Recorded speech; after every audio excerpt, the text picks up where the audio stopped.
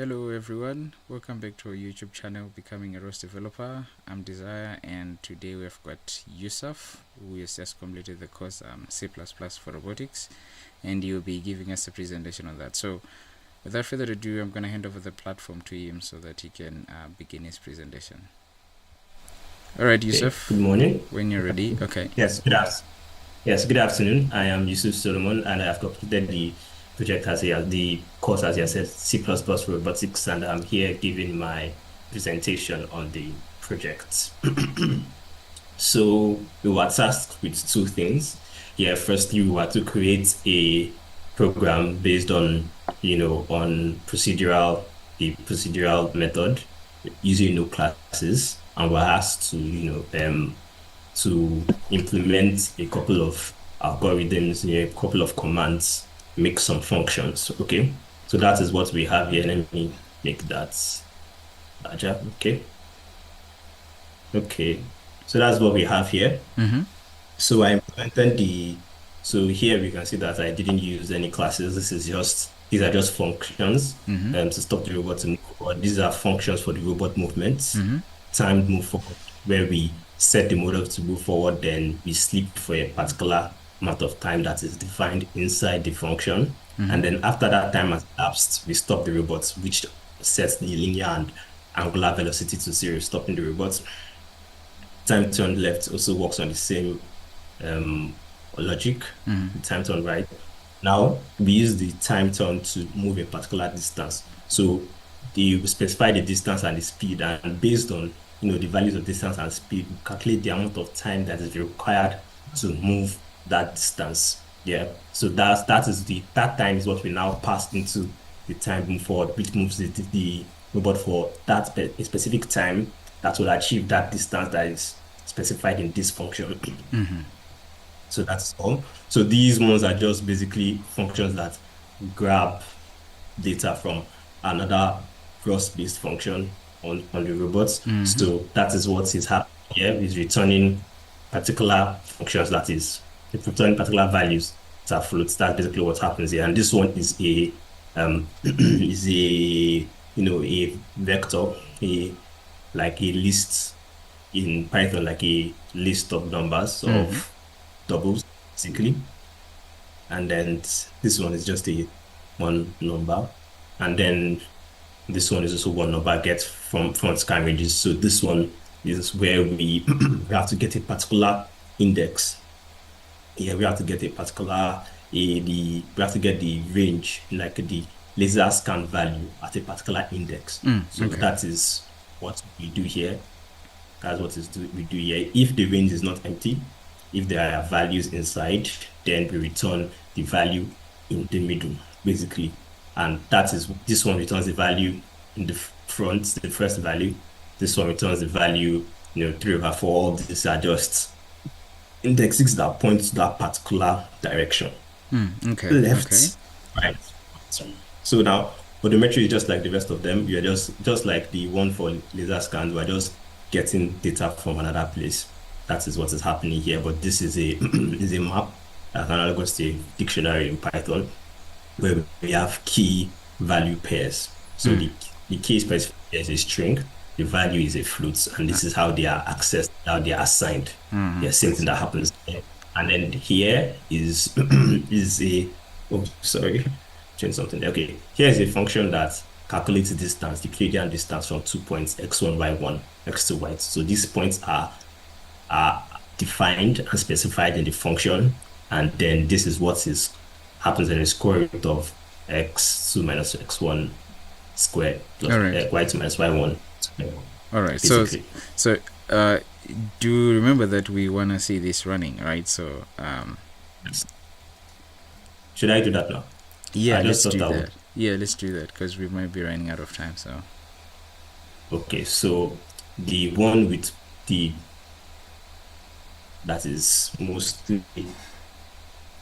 has the most things is inside the class program. So I want to set that up now. This is the command. Okay, so you're running the class version. You were explaining the non-class version. Have you run the non-class version of the robot as well? Okay, I should run the drone class instead. No worries, you can do that, but it's important for both of them to work. So I'm bound to Okay. want to see them work, right? Okay. I'll just I'll run. Let's do class Okay. version first, The since that's what you wanna do first. Yes. Okay. So let me change the code a little to run for lesser time because I think it runs for like 6 minutes now. I think we should have about 15 minutes with the robot, so that's good enough. Let me just change it to 30 seconds. All right. Okay. Okay. So now, okay.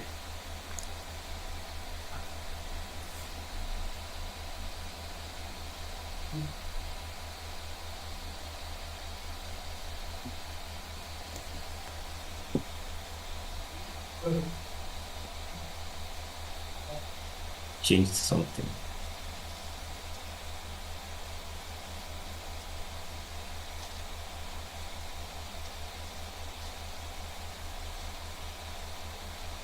So when I was explaining, I changed something. Press Sorry. Ctrl Z several times and let's see. Yeah, I just tried that. And it didn't help. Yes, it didn't. Okay, let me try it again. It's not working. 177. It's saying you've not declared Y2 in the scope. Where is Y2? It is okay. inside Yeah, it's missing an underscore the, if you've been using that format. the function. It left. Yes. Yes, here.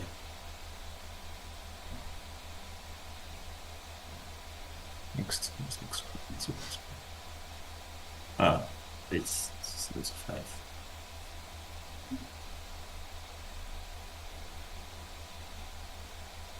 77. Sorry. This doesn't make sense. Sorry about that.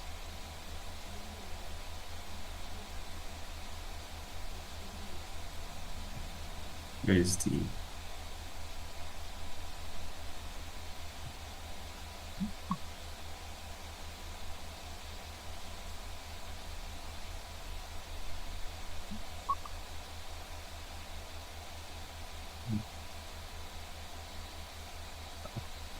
What looking are for the you looking function? for? Sorry.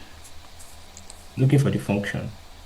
Yeah, if you know the name, try using Ctrl F and then you type the name of the function. Okay. So it's x1, it's y1, it's x2, so it's y2.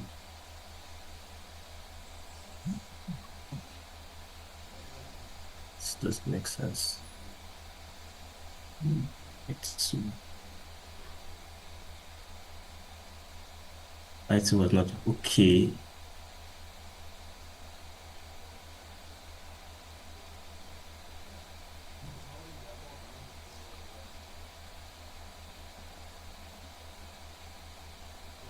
This doesn't make sense. Saying it's line 177, so check line 177, so that one there, max index. It says here. That's where you're calling the get you cleaned in distance function. White. Okay, I think you can just save it. Did you run this before? Or? Yes, I've run it several times. I think the function that is showing here is not what is. Okay, so if you've run it before, you can remove your build and source directories and maybe rebuild from scratch. Okay. But we source then install. Hold on. What this? Let me still run CPP basics.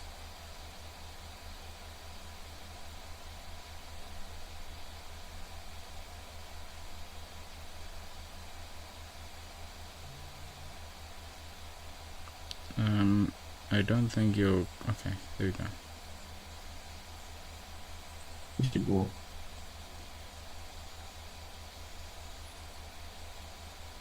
CPP underscore basics underscore projects.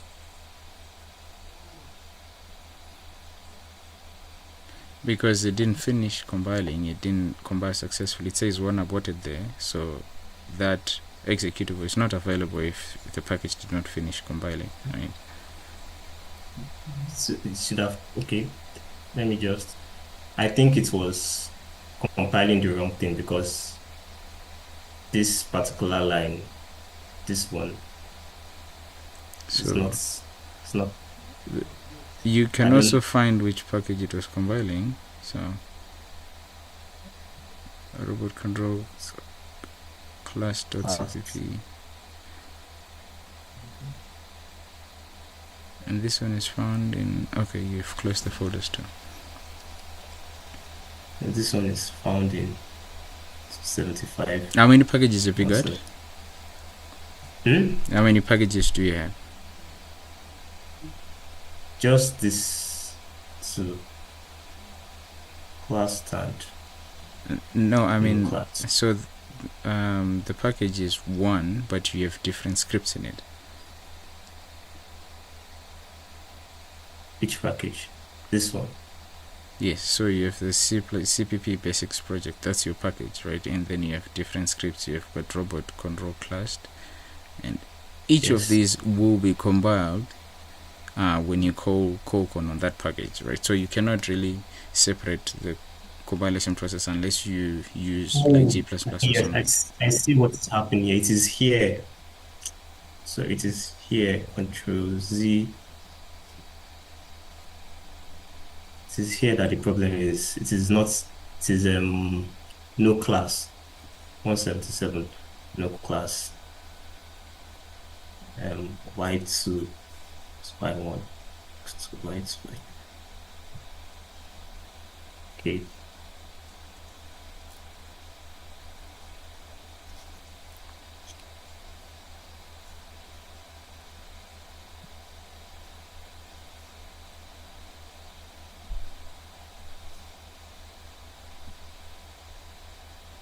It was here that the problem was.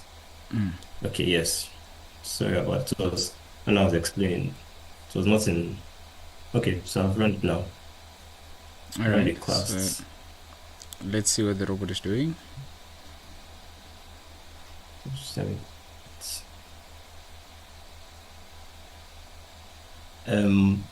During testing, yeah, I found out that the laser is not like there's a problem with the robot's laser. Like here now, the right side, I think, does not have any readings at all. It's always reading infinity here. So the robot doesn't see it on the right side. So it's always like this for this setup? Is that what you've been seeing every time? It's always the right side? Yes, I've run this a couple of times and it's always the right side. So if it sees anything on the right, if there's an obstacle on the right side, it wouldn't register. That's why it is always turning right, because it's only left obstacles that it sees. If it sees anything on the right, it doesn't. So so during your testing, did it run into obstacles that were on the right? Like, did it crash? Yes.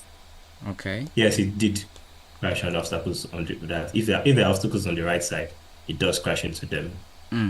I checked. Let me. Okay, let's. Okay, let's do one thing, right? You can, while it's moving like this, we can do ROS2 topic echo /scan. once so that we see the readings that you're saying are always infinite, right? So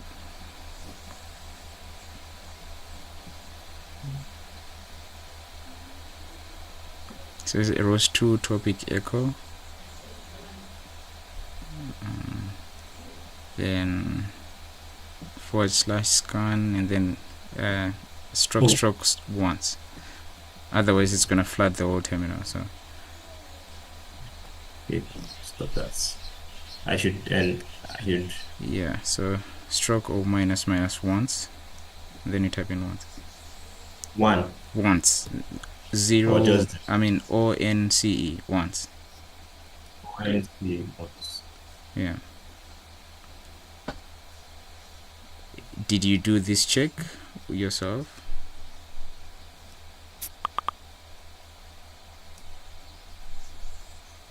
No, I didn't check this first topic anyway. So, but yeah, so we've got values here. If you can open RVs as well, then you can see that you can confirm that you are missing right readings, right? So open your RVs window. Okay. There you had it. Yeah, so enlarge that and make it full screen, and then you can shift drag to the top. Hold shift and then drag. Right, you see, as the robot moves, right, you have got all the red things there, right? So you've got representations of LiDAR on the right by being able to visualize the red squares, which means you've got reading. So let's wait for it until it's in the corner that's on the bottom right, for example, right? If your right readings are not working, you shouldn't be able to visualize. You see, they are changing, right? You shouldn't be able to see that. If they so you have got right indexes working, and if you remember from what we saw in the console, you had no infinite or not numbers in any of your data that's coming via the LiDAR scan topic. So that one is working. So maybe you needed to do some tuning to make sure it turns correctly, right? It has something to do with your algorithm, right? If you scroll, right, so in terminal 708 you can right, so if you scroll to look for any of the indexes that you're getting, right, they are all valid numbers. Yes, that's what we say. Those are intensities, you don't need to worry about them, but for indexes, right, you only have one infinite there, but it's for one index, right? It's not for all of them, right? If it was a whole right range, you would have like infinite there, or maybe you're trying to process the exact value, which maybe it would be infinite at that point, but not the whole right side of the robot. Okay. All right, so I think algorithm does not account for one of them like this, but okay, and there's something wrong there. All right, so let's run this was the non-classed version, right? This is the classed version. Okay, so let's run the non-classed one and see if it manages to have the robot turn around this one. No, the non-class version, I didn't. It was just we were told in the instructions. We were only to do this. The naive obstacle avoidance for the class version. For the class version, all right. Yes. So this one is just a test of. All right, but if let's talk a bit more about it, right? So let's talk a bit more about it. I want to understand, what do you think would change in the event that you want to run the non-class version, right? Or can you try to explain to me or convince me what made you not want to test it, right? Because if it's the same implementation, right, you're still using the same functions just in a class, right? What made you Yeah. stop to say, well, I won't be curious enough to run it? Okay. Well, I would say that this class version is much better than than defining functions. Yeah, because we would have everything in it is kind of like the code wouldn't be as as confusing. Yeah, because in this place now we define a class and then we just define methods to that class. So all the methods that we define, yeah, all the functions that we define are for that particular class. And so we are sure that that class can run all the functions. And then we can just easily set this as a header file and then use the classes and methods in another file. So it like makes things easier. But if it was a function and Mm. wanted to use our our methods in another our functions in another another CPP file, we would have to like define those functions again. Nice. This is another session is running now. We have to define those functions again. So and again, would if I had gone to like, okay, let me do the new class again, I have to like define all these functions again, and I have to have tested Yeah. it again So, and run it again. all right. So what I'm getting from you is that by having a class version, you can inherit things from it, right? Yes. Which is it's a valid reason for doing it, for doing our programming that way. However, my question was, when you looked at the code that you developed, the class version and the non-class version, right? What things did you find to be um, limiting you in terms of how you could run it, how you could use it to control the robot? And how I could use it to control the robots. Mm. Okay. So in the non-classed ones, the functions are like standalone. So we would have to like call the functions on we have to call the functions on like particular values just on their own like this. Mm. And doing things like this would kind of be hard to keep track of like particular variables or let's say states of the class. Mm-hmm. But if we're doing it in one class, then we can just so the class will just have attributes that, if we change something, those attributes will be updated in the class, and then we can just go on like that instead of, having to declare variables again during the code that would have to change manually by ourselves over and over again as we are performing different operations on the On the member robots, variables of the okay, I see. Yeah, it makes sense. All right, thank you very much, Yusuf. So you hang in there and we wrap it up here. All right. I didn't get Okay, we're going to wrap it up here and we'll finish the conversation as well.